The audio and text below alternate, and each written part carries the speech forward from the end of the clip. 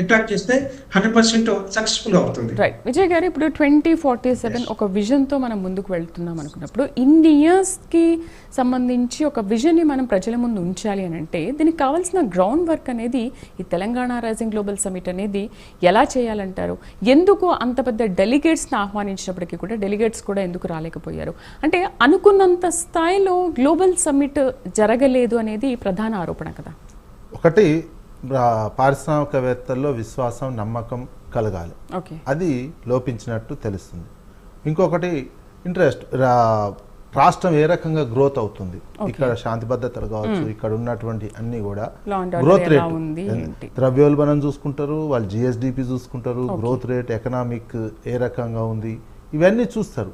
ఇవన్నీ నిరుత్సాహం. ఎందుకంటే 1-2 సార్లు ముఖ్యమంత్రి గారే అన్నారు మేము దివాలా తీసినాము, మమ్మల్ని చెప్పులు కూడా చెప్పుల దొంగకు వచ్చినట్టు అనుకుంటున్నారు అనేది గ్లోబల్గా వెళ్ళిపోయింది. అది హైదరాబాద్ ముఖ్యమంత్రి మాట్లాడినటువంటి అంశాలు ఇవన్నీ ఆ టైంకు ముఖ్యమంత్రి స్థాయిలో ఉండి ఏ రాజకీయంగా ఎవరి మీద దుమ్మెత్తిపోయాలని మాట్లాడిరో ఏమో అటువంటివి, కానీ అవన్నీ పారిశ్రామికవేత్తలు అయింది.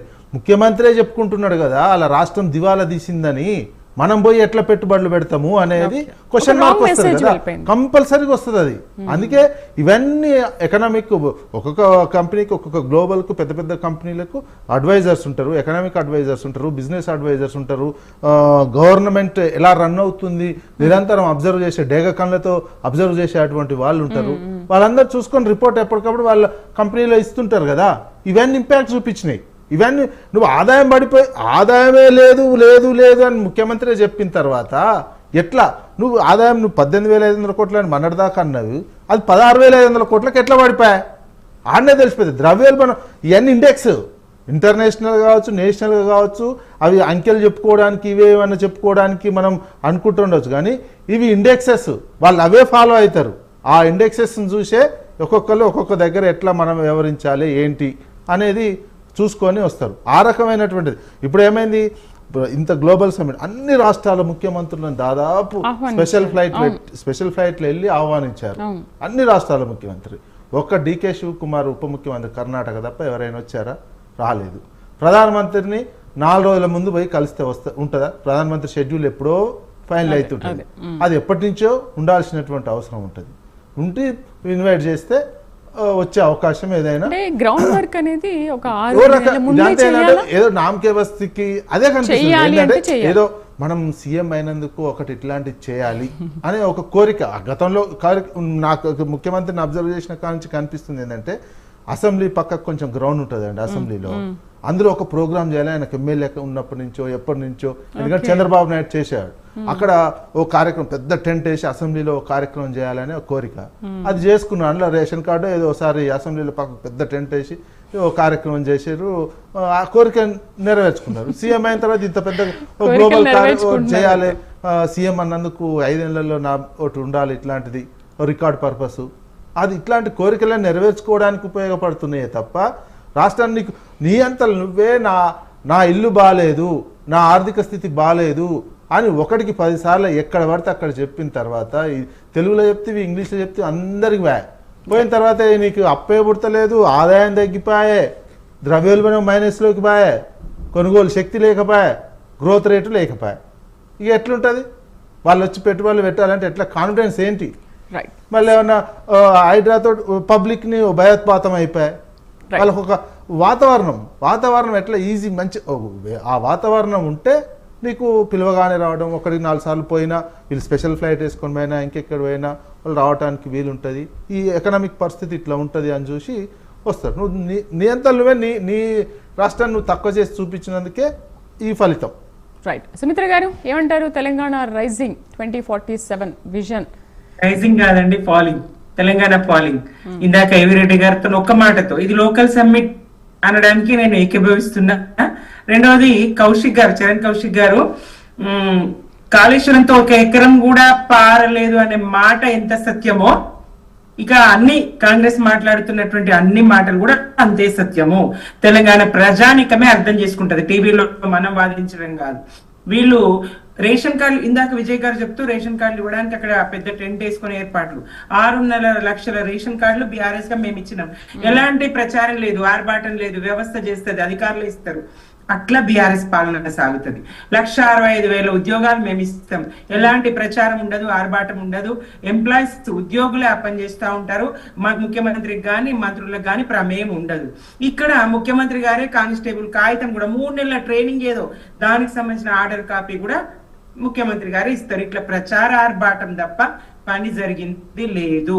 చర్చల్లో కూర్చుంటే ఇట్లా లేఖవచన సంబోధనలు, నిందలు, తిట్టడాలు తప్ప ఇంకోటి లేదు. బీఆర్ఎస్ గా ఒక కొత్త రాష్ట్రాన్ని ఎంత అభివృద్ధి చేయాలో అంత అభివృద్ధి చేసి రాష్ట్ర ఆదాయాన్ని పెంచి వ్యవసాయాన్ని, ఇతర రంగాల్ని, తాగునీటిని, సాగునీటిని, ఎంత ధైర్యం అండి కేసీఆర్ గారికి, ఇంటింటికి తాగునీరిస్తే గాని నేను ఓటు అడిగినంత ధైర్యం ఆయనకుండే కదా.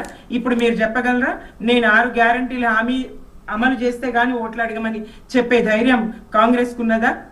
గ్లోబల్ సమ్మిట్ ఇదంతా ఒట్టిదండి, లోకల్ సమ్మిట్ ఇది. ఇదిగో పక్క రాష్ట్రం వాళ్ళు ఒక ఒప్పందం చేసుకుంటారు, అతి స్వల్ప వాళ్ళది 58,000 ఆదాయం ఉంటది, లేదా 2 లక్షల ఆదాయం ఉంటది, వాళ్ళు కోట్ల ఒప్పందం చేసుకుంటారు.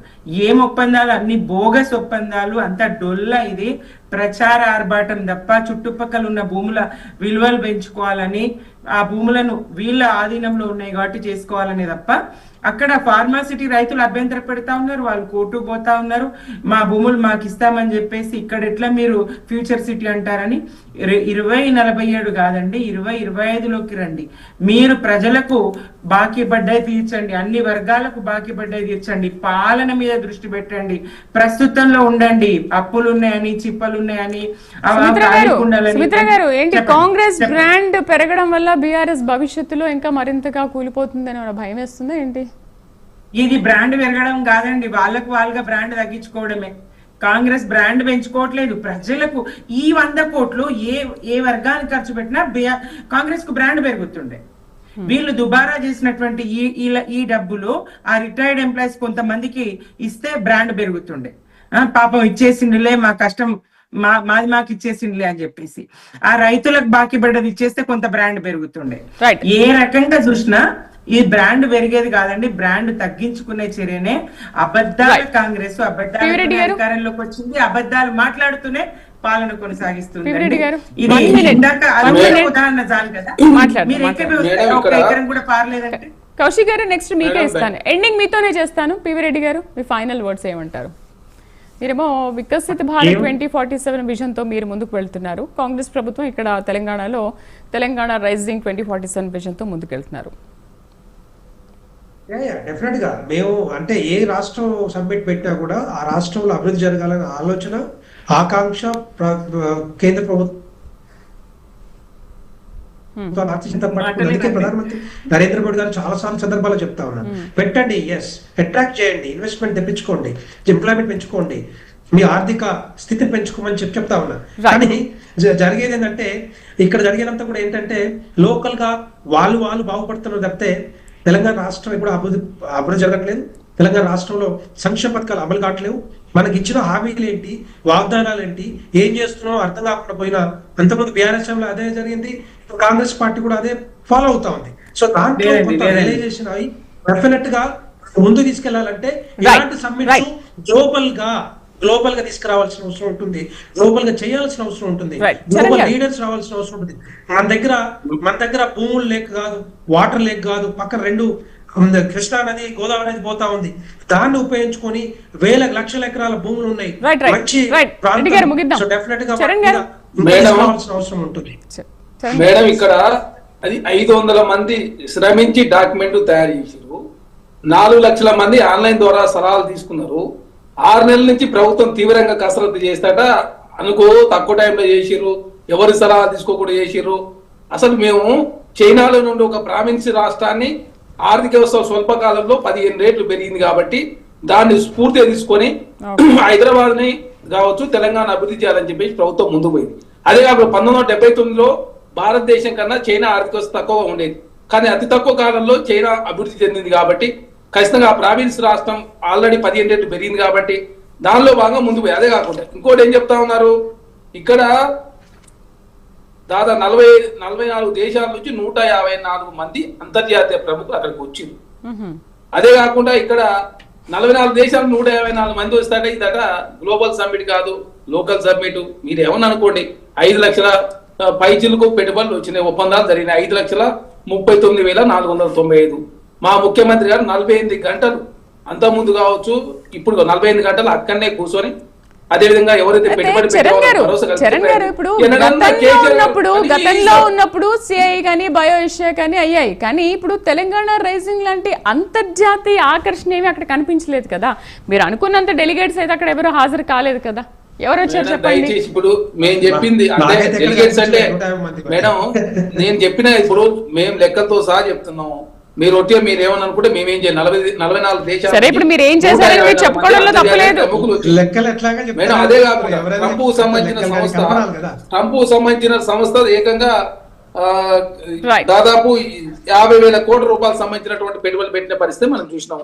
కాబట్టి రాజకీయం చేసే కోణంలో బీఆర్ఎస్ పార్టీ పోతా ఉంది, కాంగ్రెస్ పార్టీ అభివృద్ధి